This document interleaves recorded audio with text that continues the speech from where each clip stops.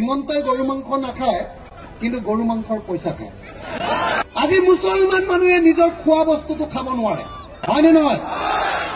মুছলমান মানুহক দিগদাৰ কৰিবৰ কাৰণে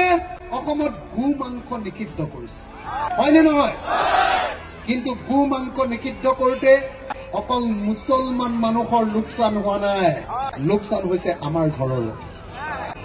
ঘৰত আগতে এক হাল গৰু ৬০,০০০ টকাত বিক্ৰী কৰিছিলো এতিয়া এইটো কৰাৰ পাছত আমি এতিয়া ৪০,০০০ টকাতে গৰু বিক্ৰী হয় আমাৰ ২০,০০০ টকা হিমন্তই খাই পেলালে কথাটো গম পালে নহয় হয়নে নহয়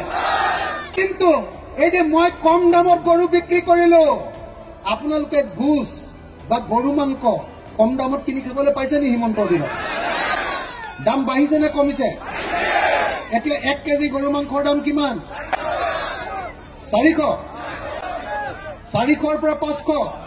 400 নে 500 দুটা নহয় 500 হিমন্ত অহাৰ আগতে 1 কেজি গৰু মাংসৰ দাম কিমান আছিল কিমান 250 250ৰ পৰা 500 হৈছে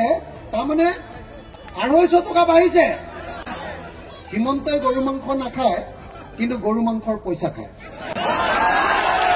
হয়নে নহয়